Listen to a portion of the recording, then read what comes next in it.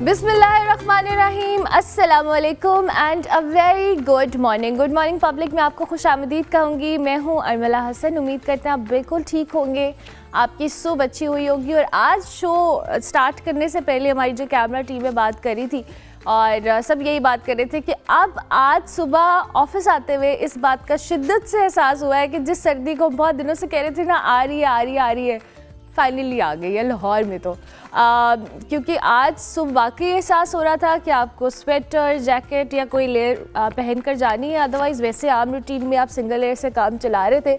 लेकिन I believe कि अब ये जो वेदर ट्रांजिशन है ये स्टार्ट होगी, क्योंकि दिसंबर यूजुअली इनफैक्ट मोस्टली लाहौर और इस्लामाबाद के अंदर तो बहुत ज़्यादा सर्दी होती है। अच्छा जी, कराची की हमने बात करनी है। इत्तेफाक की बात यह है कि मैं इस वीकेंड कराची में ही थी और मैं जब भी कराची जाना होता है या मैं कराची के बारे में सोचती हूँ, मैं हमेशा बहुत एक्साइटेड होती हूँ because I feel really good कि मैं इतने एक हैपनिंग से सिटी में जा रही हूँ। लेकिन अनफॉर्चुनेटली मेरी तरह बहुत सारे लोग ये फील भी करते हैं, ऑब्जर्व भी करते हैं कि जब हम कराची जाते हैं थोड़ी डिसअपॉइंटमेंट होती है। इनफैक्ट जो वहाँ पर लोग रहते हैं उनकी डिसअपॉइंटमेंट तो बिल्कुल बजाय हम जैसे लोगों को जाकर जो दूसरे शहर से जा रहे हैं उनको भी बड़ी डिसअपॉइंटेड होती है। मैं इंफ्रास्ट्रक्चर और दीगर चीज़ों की बात करी हूँ, लेकिन इस पर मैंने सोचा था कि आज मैं इनिशिएट करूँगी, लेकिन कल रात को एक बड़ी ही जो कह लें अफसोसनाक और एक खौफज़दा किस्म की स्टोरी आई और जिस पे भी हमने बात भी करनी है, जहाँ पे मेगा सिटी की बात करते हैं, इंफ्रास्ट्रक्चर की बात करते हैं, बेतहाशा मसाइल हैं कराची के अंदर जी। लेकिन इस जो सेफ्टी से रिलेटेड इश्यूज़ हैं ये एक बहुत इंपॉर्टेंट इशू है। नेपा चौरंगी के करीब जी खुला जो मेन होल था जिसका ढक्कन नहीं था, उसमें 3 साला बच्चा इब्राहिम उसके गिरने का वाक़या पेश आया। और ये जिम्मेदारियाँ बल्कि इनफैक्ट गैर जिम्मेदाराना तौर के ऊपर ये जो गफलत की गई है ये किसकी ज़िम्मेदारी है, ये तो सारे सवालात बात की बात है।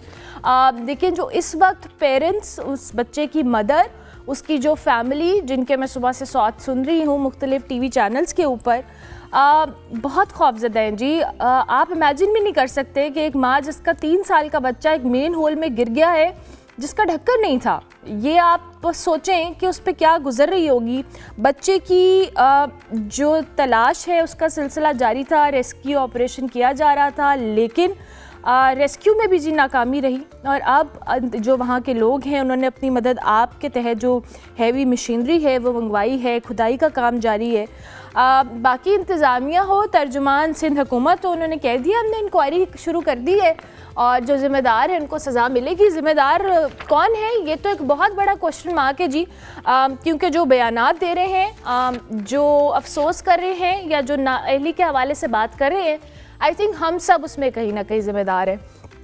इस पे हमने अपने कॉरेस्पॉन्डेंट से भी रब्ता करने की कोशिश की है। जैसे ही हमारा रब्ता होता है हम आपकी बात भी कराएंगे और जो ताज़ा तरीन सूरत हाल है उस पर बात भी करेंगे। जो आप विजुअल्स देख रहे हैं ये इसी वाक़े के बाद के हैं जहाँ पे रेस्क्यू ऑपरेशन जारी था और अब वहाँ पे सूरत हाल क्या है इस पे हम अभी बात करते हैं। ये तो हो गई जी कराची जैसे शहर में रोज़ाना की बुनियाद तो नहीं कह सकते, आए रोज़ ऐसे वाक़यात होते हैं जिस पे बात करते हैं। 2 दिन बात होती है, 3 दिन बाद होती है, तर्जुमान कहते हैं, इंतज़ामिया कहती हैं, डिप्टी मेयर कहते हैं कार्रवाई होगी, कार्रवाई होती है नहीं, ये तो अल्लाह ताला ही जानते हैं।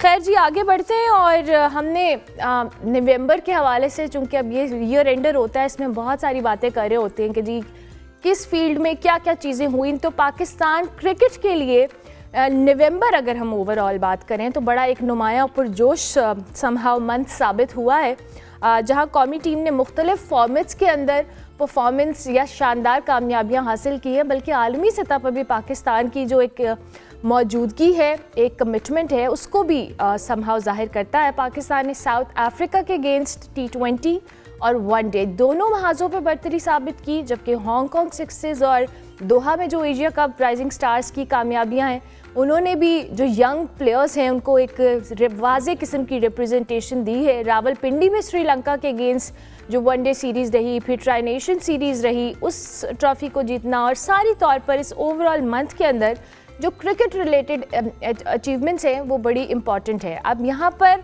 क्वेश्चन ये है कि आइंदा आने वाला जो साल है उसमें भी कुछ बड़े इवेंट्स आ रहे हैं, कुछ बड़े एक्टिविटीज़ होने वाली हैं, उसमें हमारी जो रफ्तार है, हमारी परफॉर्मेंस है, ये सब कैसे बेहतर रहेगी। सैयद याहिया हुसैनी हमारे साथ मौजूद हैं, सीनियर स्पोर्ट्स जर्नलिस्ट हैं, उनको हम खुशामदीद कहेंगे। और इसके साथ साथ नवीद खोकर हमारे साथ मौजूद है। आप दोनों मेहमानों का बहुत शुक्रिया कि आपने हमें वक्त दिया। सैयद याहिया हुसैनी, मैं आपसे गुफ्तगू का आगाज़ करूँगी और मैं जानना चाहूँगी कि ये सारा जो नवंबर का मंथ रहा है, आपके नज़दीक ये क्रिकेट के हवाले से कैसा रहा है? सबसे पहले तो आपका बहुत शुक्रिया मिला, और नो डाउट अगर खासतौर पर T20 क्रिकेट के हवाले से हम बात करें, कामयाबियों, कामरानियों, शादमानियों के साथ ये साल, अगरचे अभी इसमें एक महीना बाकी है, लेकिन टीम पाकिस्तान का ये सफर इस तनाजुर में रहा है। ठीक है कि हम आईसीसी चैंपियंस ट्रॉफी 2025 में बतौर होस्ट सेमीफाइनल तक नहीं पहुंचे, लेकिन under the captaincy Salman Ali Agha साल 2025 में T20 फॉर्मेट में हमने कामयाबियों के झंडे गाड़े। 3 टूर्नामेंट खेले, शारजा, उसके साथ दुबई और पिंडी स्टेडियम रावलपिंडी में, तीनों के फाइनल खेले। 2 में हमने ट्रॉफी को लिफ्ट किया। दूसरी तरफ अगर हम देखें तो हम 2 अवे सीरीज हारे अगेंस्ट न्यूजीलैंड एंड बांग्लादेश, लेकिन वेस्ट इंडीज के खिलाफ जीते, बांग्लादेश के खिलाफ होम ग्राउंड पर जीते, जनूबी अफ्रीका के खिलाफ होम ग्राउंड पर हमने कामयाबी हासिल की। ओवरऑल अगर नंबर्स के एतबार से हम बात करें, 34 T20 मैच, 21 आप जीते, 13 आप हारे।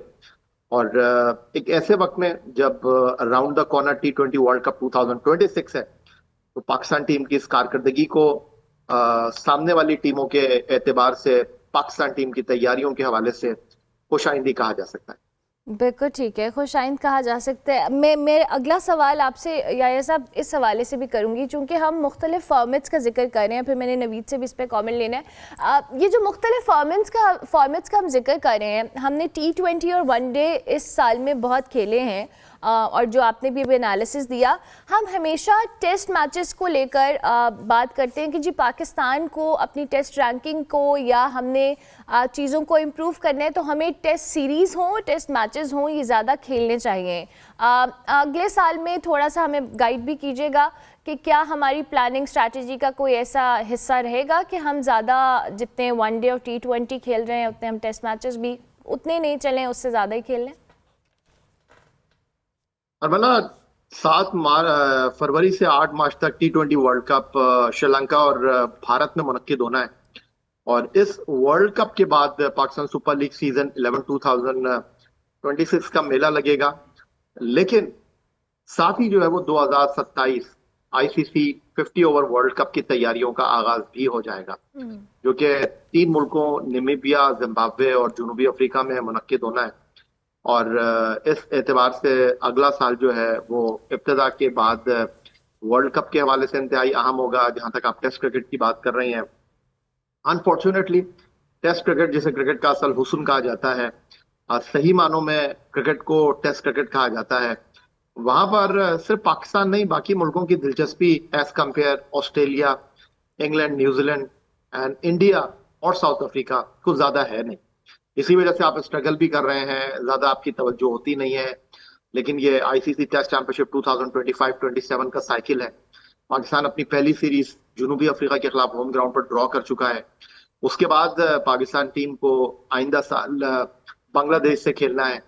तो पाकिस्तान टीम, बिल्कुल बजा फरमाया आपने कि व्हाइट बॉल क्रिकेट, क्योंकि मुख्तसर फॉर्मेट है, लोगों की जरा तवज्जो रहती है, लोग टाइम ज्यादा सर्व नहीं करना चाहते, इसलिए जो है वो वनडे क्रिकेट या T20 क्रिकेट में ज्यादा मुनहमिक नजर आते हैं। ज्यादा उनका जो कंसर्न है वो इस क्रिकेट की तरफ है, टेस्ट क्रिकेट में जरा कम है। और इसी वजह से शायद आप स्ट्रगल भी कर रहे हैं। कभी आप बहुत अच्छा परफॉर्म करते हैं, कभी आप कहीं दिखाई नहीं देते। उसकी बुनियादी वजह यह है कि आपने तवील दौरानिए की टेस्ट क्रिकेट से अपने आप को थोड़ा सा डिटैच किया हुआ है, आपकी तवज्जो नहीं दिखाई दे रही। लेकिन उसके साथ ये भी मैं आपको बताता चलूं कि आज 1 दिसंबर 2025 है, गद्दाफी स्टेडियम लाहौर में पाकिस्तान के सबसे बड़े first class cricket tournament Quaid-e-Azam trophy का फाइनल स्टार्ट हो रहा है डिफेंडिंग चैंपियन सियालकोट और कराची ब्लूज के दरमियान। ज़बरदस्त। चले, आपने बात ठीक की है कि हम खेलते भी कम हैं और स्ट्रगल भी करते हैं। नवीद, मैं अब आपसे भी कमेंट चाहूँगी।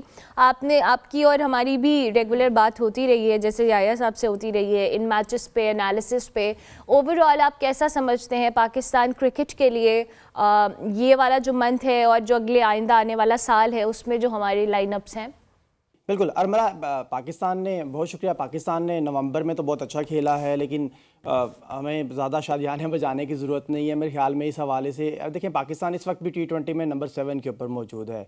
हम 7वीं रैंकिंग के ऊपर मौजूद है। एक वक्त था जब पाकिस्तान में ज़्यादा पीछे जाने की ज़रूरत नहीं है। 4-5 साल पहले पाकिस्तान T20 में नंबर 1 हुआ करता था, ODI में भी नंबर 1 हुआ करता था, और टेस्ट में भी आप नंबर 2-3 पे होते थे कभी। आज हम 7 के ऊपर हो के, हम एक महीना अच्छा गुजर गया तो पाकिस्तान क्रिकेट बोर्ड ने प्रॉपर्ली उसके ऊपर एक प्रेस रिलीज़ जारी कर दी। नहीं, हमने नवंबर में कमाल कर दिया, हमने इस साल 34 मैचेस खेले, हमने 21-22 जीत लिए, 12-13 मैचेस सिर्फ हारे। मेरा सवाल ये कि आप जीते किसके खिलाफ है? आप जिम्बाब्वे से जीते हैं, अफगानिस्तान से जीते हैं, श्रीलंका से जीते हैं, वेस्ट इंडीज़ से जीते हैं, बांग्लादेश से जीते हैं। एक सीरीज़ आपने साउथ अफ्रीका से जीती है। एशिया कप में इंडिया ने आपको 3 बार शिकस्त दी है। तो मेरा ख्याल ये है कि हमें ज़रा सोचना ये होगा कि क्या हम बस इस काबिल हैं अभी कि हम जिम्बाब्वे से जीत के खुशियां मनाएंगे, हम बांग्लादेश से, वेस्ट इंडीज़ से जो आपसे रैंकिंग में निचली की टीमें हैं, आप श्रीलंका से जीत के खुशियां मनाएंगे, हम अगली सीरीज़ फिर श्रीलंका से खेलने के लिए जा रहे हैं। चलें, वो आपके वर्ल्ड कप की तैयारी का हिस्सा है, आप श्रीलंका में जाके जो माहौल है उसको देखना चाह रहे हैं, आप कंडीशंस को देखना चाह रहे हैं। यहाँ पे यहिया हुसैनी बैठे हैं, पता नहीं वो मेरी बात से इत्तफाक करेंगे या नहीं, लेकिन मेरा बड़ा इस मामले पे बड़ा क्लियर हूँ कि आपको जब जीतना है तो आप साउथ अफ्रीका से जीते, ये जीत नज़र आती है। आपको इंडिया को हराना है वर्ल्ड कप में जाके, अगर हम पहला मैच नीदरलैंड को हरा देंगे, हम नमीबिया को हरा देंगे, हम किसी को भी हरा देंगे, अमेरिका को हरा देंगे, तो हम कहेंगे वर्ल्ड कप में पाकिस्तान ने 3 मैचेस जीत लिए। नहीं, हमें इंडिया को हराना है 15 तारीख को, तो वो उसके ऊपर अगर हम बात करेंगे, खुश होंगे, ये बनता है। पाकिस्तान क्रिकेटिंग नेशन है, बड़ी क्रिकेटिंग नेशन है, और हम लोगों की जो ब्रांड ऑफ क्रिकेट है वो इन ममालिक के बराबर होना चाहिए, जिसमें ऑस्ट्रेलियंस हैं, जिसमें न्यूजीलैंडर्स हैं, जिसमें साउथ अफ्रीकन हैं, जिसमें इंडियंस हैं। हमें उनके बराबर की क्रिकेट खेलनी है, और वहाँ पर जाके बात करनी है यार आप रैंकिंग में भी कहीं अच्छे नंबर्स के ऊपर आ रहे हैं। आज हम नंबर 7 के ऊपर होके PCB हमें बताते हैं कि भाई हमने तो नवंबर में कमाल कर दिया, हमने इतनी सीरीज़ करवा दिया, हमने इतने मैचेस करवा दिया और इतने सारे मैचेस हम जीत गए।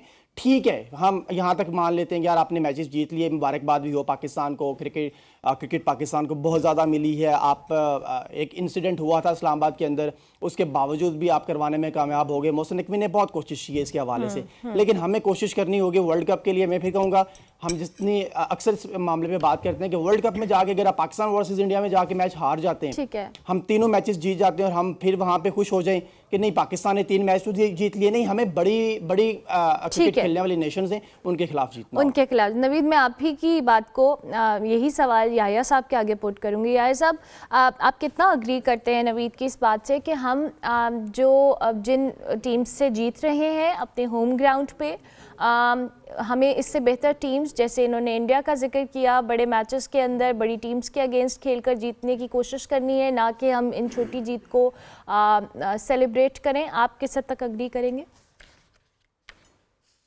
अर्मिला, बात दरअसल यह है कि बहैसियत कौम हर चीज में मी मेख निकालना और हर चीज में रोना गाना करना और कामयाबी पर खुश ना होना और अच्छे दिनों को याद करने के बजाय, सेलिब्रेट करने के बजाय ऐसे क्यों हो गया, अगर ऐसे हो जाता तो बहुत अच्छा होता, हम इन चक्करों में पड़ गए।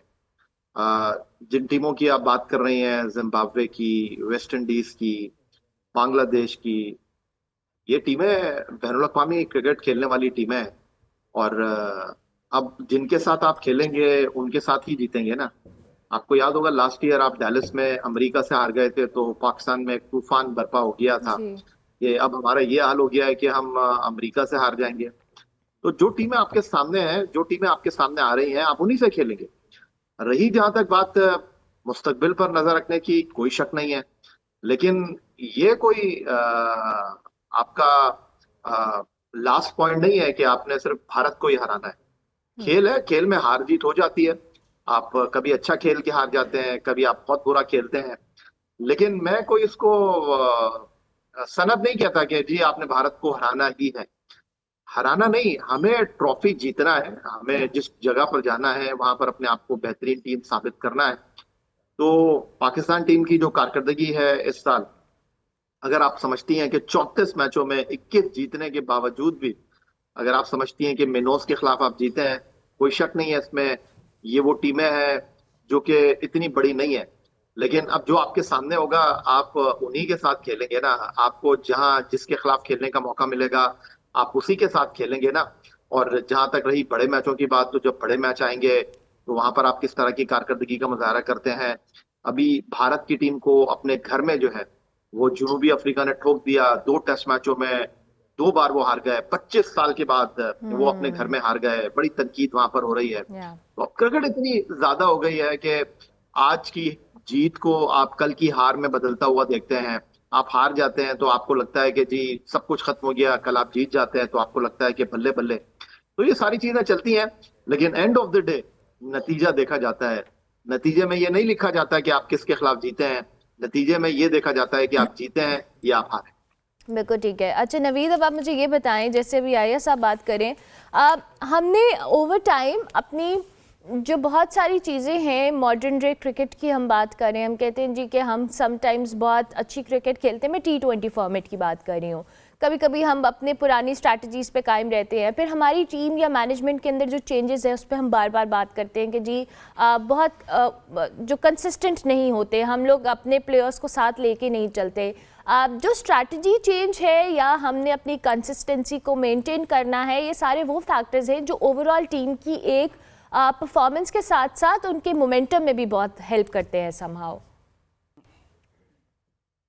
जी बिल्कुल ऐसा ही है। और हमें तो पाकिस्तान क्रिकेट बोर्ड के डिसीजंस के अंदर अक्सर ये नज़र आता है। अब भी जब वर्ल्ड कप के लिए महज 2 महीने शायद बाकी हैं, तो एक खबर आ रही थी पिछले दिनों में, बल्कि आगा सलमान कह रहे थे अपनी पोस्ट मैच प्रेस कॉन्फ्रेंस के अंदर कि शादाब खान को शामिल करने का प्लान है। अगर तो वो इंजरी से बेहतर हो गए हैं, वापस आ सकते हैं, उनका फिटनेस है, वो इतना फिटनेस लेवल इतना है कि वो वर्ल्ड कप में शिरकत करेंगे, तो मेरा ख्याल है कि आप शादाब खान ने उनका पहले फ़िटनेस टेस्ट होना चाहिए, वो क्लब में जाके कितना खेल रहे हैं, कितनी प्रैक्टिस कर रहे हैं, और फिर जाके आप वर्ल्ड कप में उनको शामिल करने या ना करने के हवाले से फ़ैसला करें। दिमाग ज़हनी तौर पे तैयार कर दिया गया है कि शादाब खान को टीम के अंदर शामिल करना है एक ऐसे वक्त में कि जब आपके पास बेहतरीन स्पिनर्स मौजूद हैं और आपकी टीम कम्बिनेशन बेहतरीन बना हुआ है। मेरा ख्याल है इस कम्बिनेशन के साथ हमें जाना होगा वर्ल्ड कप के लिए। आप अचानक से कुछ भी फैसले कर लेते हैं, आप कंसिस्टेंसी नहीं है जो आप बात कर रही हैं, कंसिस्टेंसी नहीं है डिसीजंस के अंदर, जो फैसले हैं वो अचानक से बदल दिए जाते हैं। हमने एशिया कप से पहले कुछ देखा, एशिया कप के अंदर हमने कुछ देखा, ट्राई सीरीज़ में एशिया कप से पहले जो ट्राई सीरीज़ हुई थी यूएई और अफगानिस्तान में, वहाँ पे हमारी प्लानिंग कुछ और थी, अचानक प्लानिंग बदल जाती है। मुझे डर लगता है बाज़ औक़ात इस कंसिस्टेंसी के जो खिलाफ हम लोग करते हैं कि ऐसा ना हो कहीं पे वर्ल्ड कप में आप जब जा रहे हों और आप ये कहें कि यार अगेंस्ट इंडिया, फिर मैं बात करूँगा अगेंस्ट इंडिया। देखें हम जब बेशक ये बात कर लें कि सिर्फ एक इंडिया ही नहीं है हमारा मार करने के लिए, लेकिन मेरा ख्याल है कि अगर हम नहीं मार करेंगे तो पूरी दुनिया मार कर रही है उसे आईसीसी भी मार्क करता है, उन्हें भी चाहिए होता है पाकिस्तान वर्सेस इंडिया। आपको एशिया कप में एक बार नहीं 3 बार पाकिस्तान वर्सेस इंडिया चाहिए होता है। आप हम चाहें ना चाहें मार्क किया जा चुका है पाकिस्तान वर्सेस इंडिया, आपको जीतना होता है, उसे आपको जीतना चाहिए। हम बार बार उनसे हारना, हम ये बात नहीं कर सकते कि अपना जिम्बाब्वे से जीत गए या दूसरी तीसरी टीमों से जीत गए तो हमारी बड़ी जीत हो गई है। मैं फिर ये बात करूंगा कि आपको बड़ी टीमों के खिलाफ जीत के उसको सेलिब्रेट करना होगा। अब फिर हम इस बात को तस्लीम करेंगे कि आप एक बड़ी क्रिकेटिंग नेशन हैं। वरना पाकिस्तान, मेरे ख्याल है पूरी दुनिया में 100 ममालिक है वो क्रिकेट खेल रहे हैं और T20 भी खेलते होंगे सारे।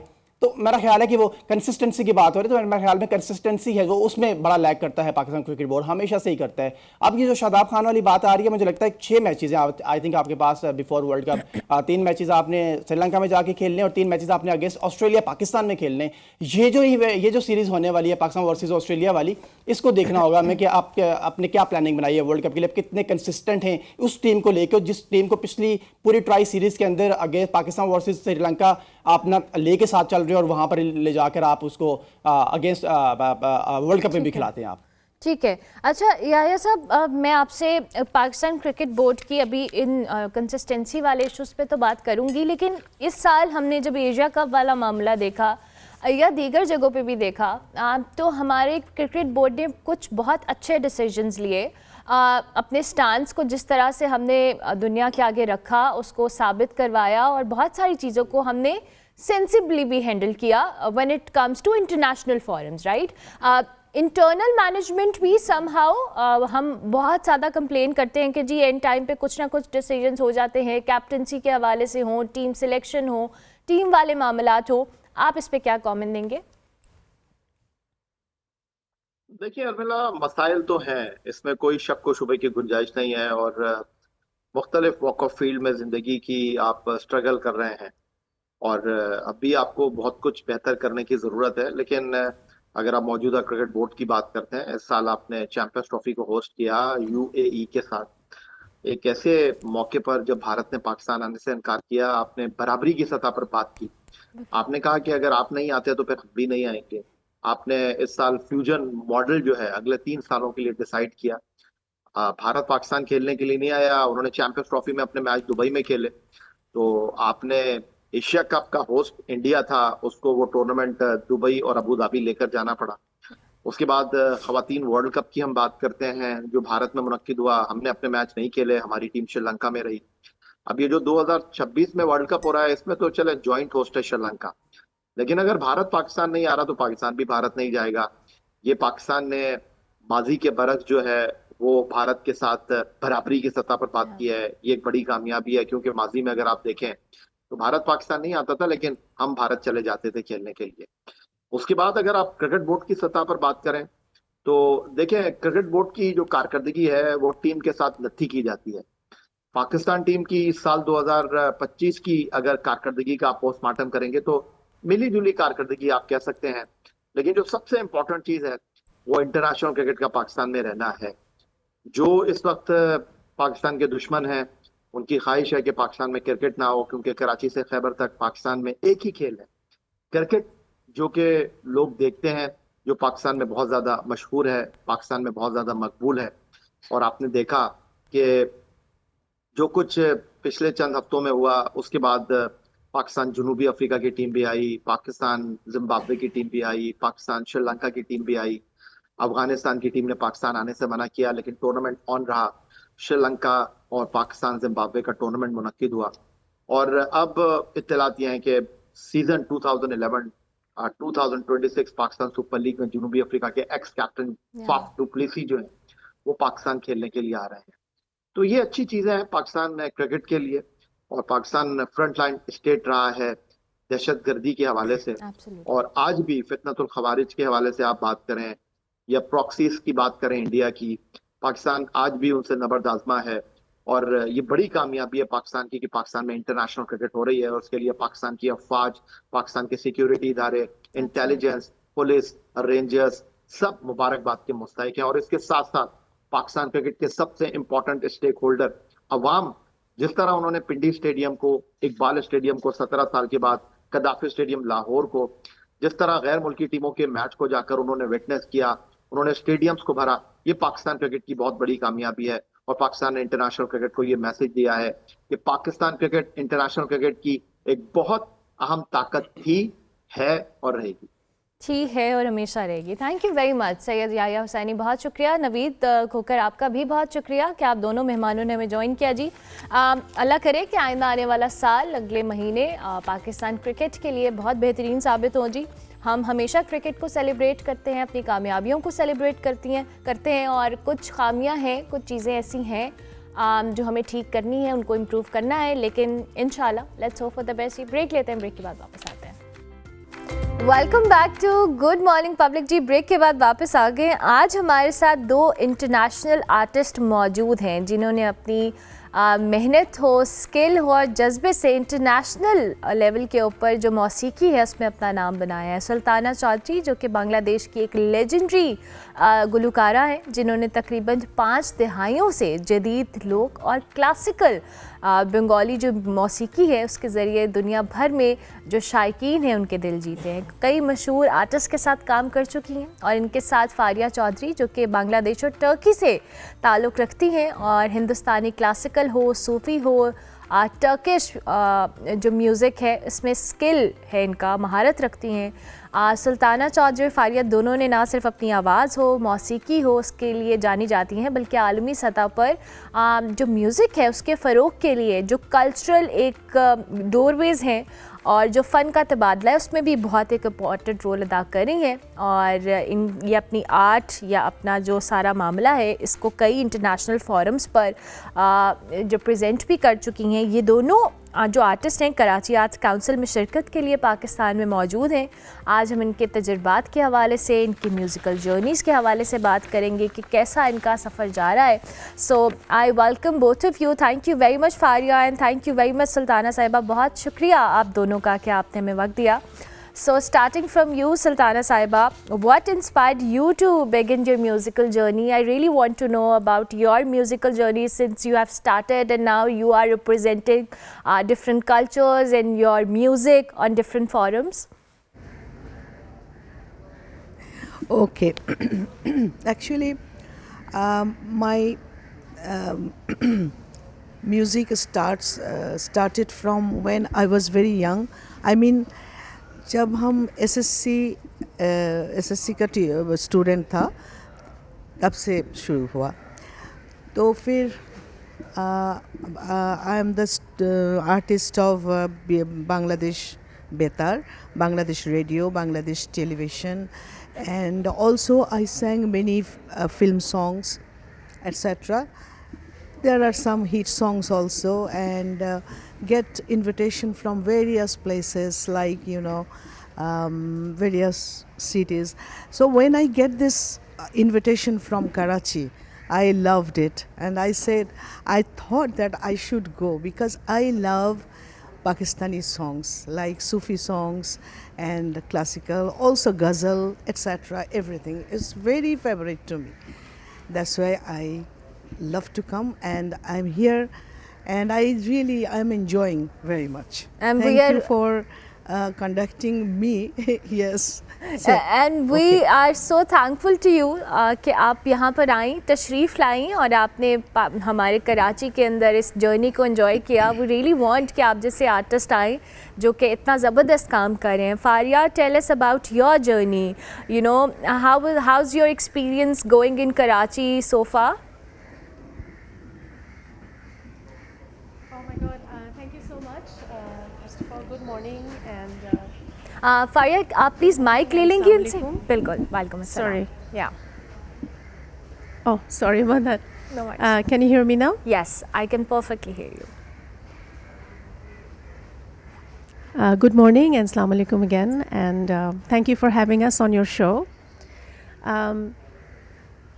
I don't really know where to start from because this moment is loaded with memories and such a special experience it is to be here in Karachi because I feel I'm connected to Karachi in many ways. My father studied here many decades ago as a young man.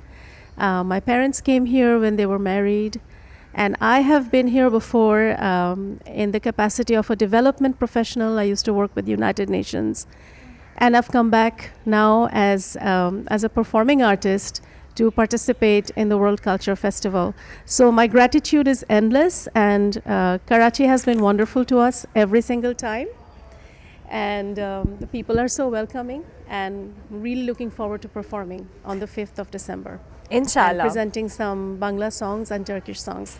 Lovely, lovely. We're really glad Thank that you. you are here in Karachi, in Pakistan, and there are a lot of memories related to you regarding your father, as you said, and Yes. your parents. So, Sultana Sahiba, tell us about your, musical journey in a way that your cultural heritage somehow influenced your musical style or your the way of singing or anything else. आप इस हवाले से भी बताएं कि आपका culture, आपका जो मौसीकी है, आप उसको जब कराची में आके यहाँ पे आपने लोगों से मिली और आपको पाकिस्तानी म्यूज़िक, सूफ़ी जैसे आपने कहा आपको पसंद है, कितना इम्पैक्ट आया, कितना आप रेजोनेट करती हैं अपने इस मौसीकी के सफ़र को भी?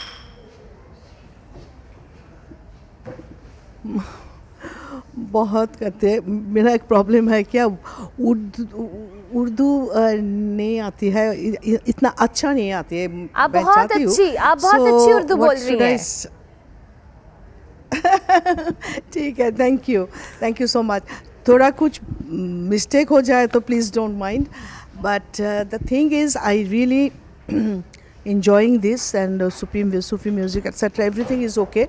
I sing all these kind of songs, like your Pakistani film songs, etc., etc. Wherever I got the invitation and function, etc., I try to sing all these songs.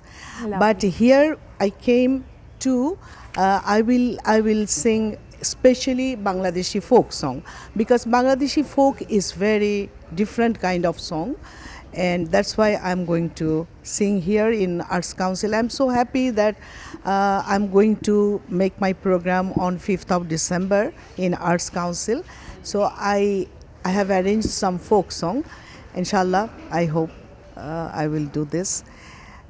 And Inshallah. if you agree, I can sing a little bit. I mean, one or two lines. I would love to hear that. मैं आपसे request ही करने वाली थी कि आप हमें उस 5 दिसंबर से पहले कुछ हमें सुना दें हमारे शो के लिए. अच्छा,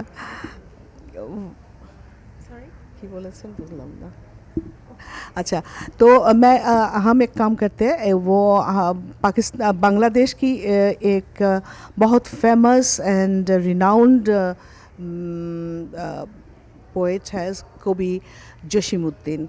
उसकी एक सॉन्ग है folk song which is very very renowned song. And यहाँ से कराची में हमारा एक बांग्लादेशी आर्टिस्ट आलमगीर साहब वो भी था, वो उसका गाना बहुत पॉपुलर हो गया ना. Beautiful. Thank you very much for singing for us, Sultana Saiba. Faria, my next question is from you. You have worked across South Asia and Turkish musical traditions. So what draws you towards this diverse sort of musical journey?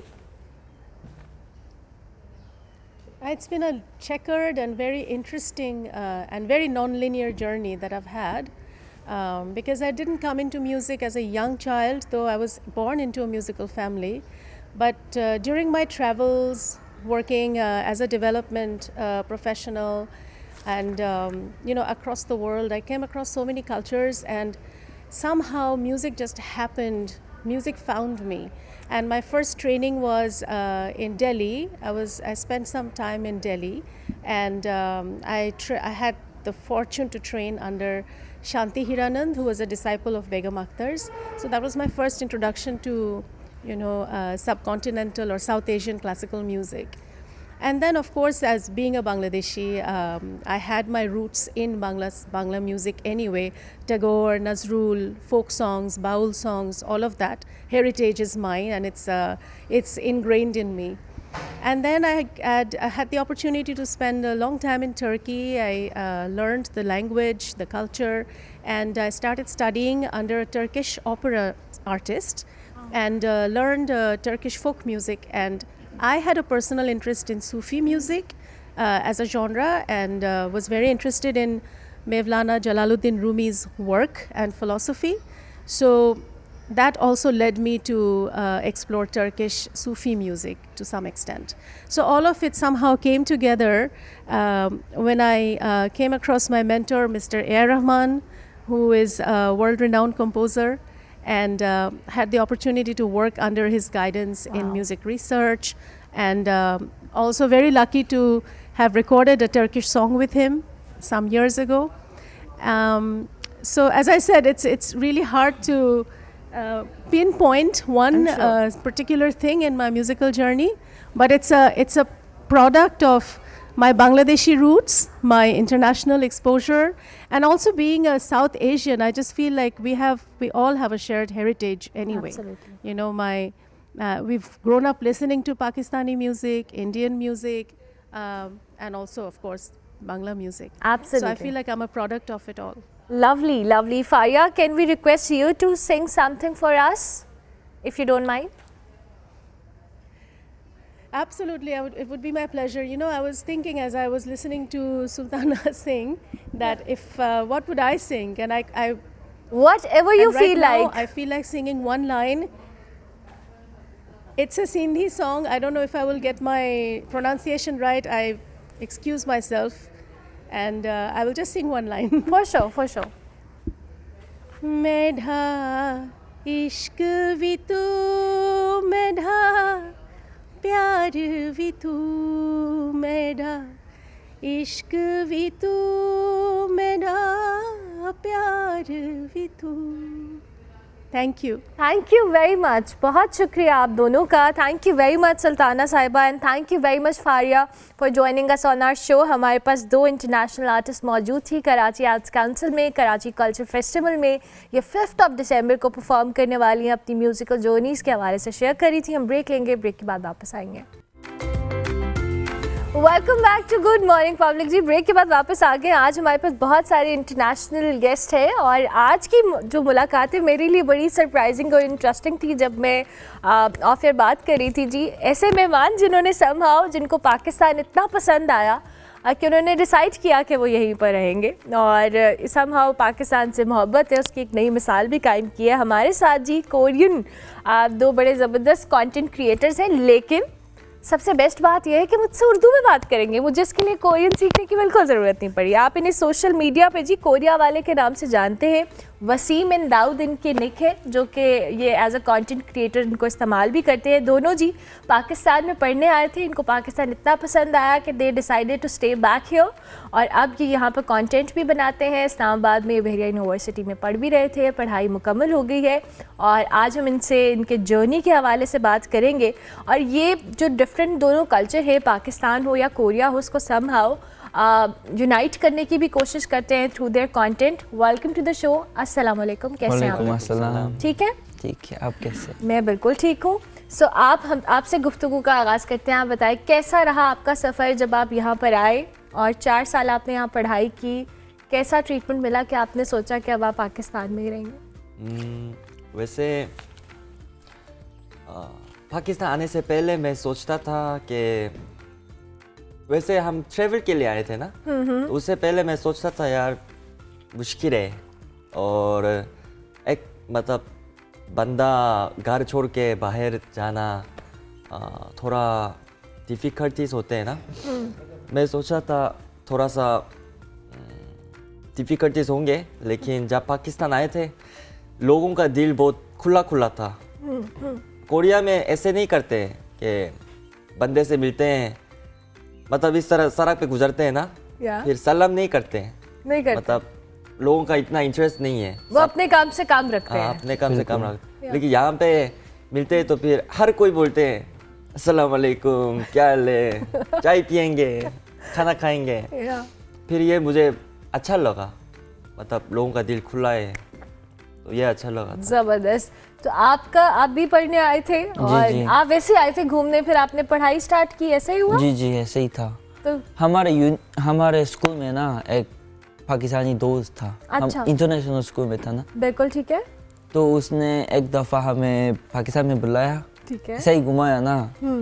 तो उस वक्त मुझे पाकिस्तान को बहुत अच्छा लगा था, क्योंकि वो अच्छा जगह पे सही खाना मांगो शांगो खिला के घुमाया ना, तो मुझे अच्छा लगा। तो इसलिए हमने पाकिस्तान में पढ़ने के लिए अप्लाई भी किया। ठीक है। आया तो बस आ गया इससे। आ गए। तो मैं हैरान इसलिए हो रही हूँ कि आप दोनों को इतनी अच्छी उर्दू आती है। ये कितना टाइम लगा सीखने में? तकरीबन उर्दू में इस तरह कन्वर्सेशन करने में ना 6 महीने लगा था। 6 महीने लगे थे। ओके। मेरे ख्याल में ना, हाँ, कोरियन जो होता है, हाँ, कोशिश ही करते हैं कि कल्चर को अडॉप्ट करने का। बिल्कुल बिल्कुल। तो हम पाकिस्तान आके कल्चर सीखा, लैंग्वेज सीखा, इस तरह हमने सीखने का बहुत कोशिश किया था। आपने बहुत अच्छा सीख लिया, मतलब शुक्रिया। उर्दू में आपकी बहुत अच्छी है। मुश्किल लगी जब आप उर्दू सीख रहे थे? हाँ मुश्किल था। पहले हम शुरू में ही यूनिवर्सिटी एंटर हुआ था ना, तो हमने सोचा था इंटरनेशनल यूनिवर्सिटी है, इंग्लिश में लेक्चर देंगे। लेकिन आर्टिकल्स वगैरह डॉक्यूमेंट तो इंग्लिश में था, लेकिन मैम या सर बात करते हैं ना, उर्दू में करते हैं। उर्दू में आ जाते हैं। बिल्कुल सही। तो उर्दू में वो बच्चों के साथ मजाक करते हैं, तो हमें समझ नहीं आ रहा था। तो उस वक्त थोड़ा मुश्किल था, लेकिन हम ऐसे इन्वायरमेंट में रहा जहाँ पे सिर्फ पाकिस्तानी। Very good. हॉस्टल में जहाँ भी जाए हम इंग्लिश नहीं बोलते थे, उर्दू ही बोलते थे। हमने बहुत कोशिश किया था, क्योंकि हम पिंडी में रहते थे ना, धोखा बहुत ज्यादा मिला था। ये रिक्शा वाला 300 रुपए का खर्चा है, 700 रुपए बताते हैं। ये बहुत मुश्किल ये था ना। मुश्किल होगा, आई एम श्योर। तो मजबूरी था। आप मुझे ये बताएं कि आप लोग अब पाकिस्तान में और अब कोरिया से भी आप 2 वीक्स पहले आए हैं। हाँ। जब वापस जाते हैं और कैसा फील आती है, और जब यहाँ पर आते हैं तो यहाँ पे क्या डिफरेंस लगता है? यानी वहाँ जाके आप पाकिस्तान को ज़्यादा मिस करते हैं या यहाँ रहकर आप कोरिया को ज़्यादा मिस करते हैं? यहाँ आके कोरिया मिस करते हैं, कोरिया जाके पाकिस्तान मिस करते हैं। तो अब आप लोगों का कंटेंट क्रिएशन बेसिकली आप दोनों करते हैं, आप कोरिया वाले। और वसीम और दाऊद आपको किसने इनाम दिया? जब हम उर्दू ट्यूशन पढ़ते थे ना, तो उस्ताद ने हमें नाम दिया था इस तरह। ओके। वसीम और दाऊद। और दाऊद, हाँ, इस तरह। जबरदस्त जबरदस्त। तो मुझे ये बताएं कि आपका कंटेंट क्रिएशन का काम कोरिया वाले के नाम से आप बनाते हैं अपने ब्लॉग पे, कैसा कंटेंट होता है, कैसे इंस्पिरेशन लेते हैं कंटेंट की? हम वैसे एज अ फॉरेनर हम पाकिस्तान को अच्छा दिखाना चाहते हैं, कोरिया में भी और दुनिया में भी। इसलिए अच्छा कल्चर, इस तरह पाकिस्तान का फूड या पीपल्स, इस तरह हम दिखाते हैं किस तरह है। फनी कंटेंट्स भी बनाते हैं। फनी कंटेंट भी बनाते हैं। तो अब तक रिस्पांस कैसा आ रहा है कंटेंट पे? रिस्पॉन्स तो मजे का है। मज़े का है। कैसे लोग रिएक्ट करते हैं? और जो सबसे ज़्यादा आप जिस तरह का कंटेंट बनाते हैं, चाहे वो फ़नी है या आप कल्चर को दिखा रहे हैं, खानों के बारे में बात कर रहे हैं, ट्रैवल के बारे में कर रहे हैं, सबसे ज़्यादा पसंद लोग क्या करते हैं? मेरे ख्याल से जब हम ये सादा सादा पाकिस्तान को एक्सपीरियंस करते हुए वीडियो बनाते हैं ना, तो लोग सबसे पसंद करते हैं मेरे ख्याल से। कल्चर को एक्सप्लोर करना, ये ज़्यादा- कल्चर को हाँ, एक्सप्लोर करना। पाकिस्तानी को ज़्यादा अच्छा लगता है। तो अब मुझे ये बताएं कि अब आप लोगों ने सोचा है कि आपकी पढ़ाई कंप्लीट हो गई है, आप पाकिस्तान में हैं, कंटेंट क्रिएशन कर रहे हैं, आप एक वो चीज़ जो आपको लगा हो वसीम कि आपने ये इस चीज़ के बाद तो मेरा दिल कर रहा है मैं पाकिस्तान में ही रह जाऊं अपने इस 4 साल में, कौन सी ऐसी चीज़ थी? पाकिस्तान के लोग बहुत अच्छा लगता है मुझे। और लोग अच्छे दिल भी बहुत साफ है। लेकिन अभी वो कह रहे हैं उनके साथ रिक्शे वाले ने 2-4 दफ़ा धोखा कर दिया। ये हर जगह इस तरह होता है, होता है? लेकिन ओके। वैसे जो दोस्त होता है ना, कोई उसका दिल बहुत अच्छा होता है, साफ होता है। इसलिए मुझे पाकिस्तान अच्छा लगता है। अच्छा लगता है। लोग बहुत अच्छा है। ओके।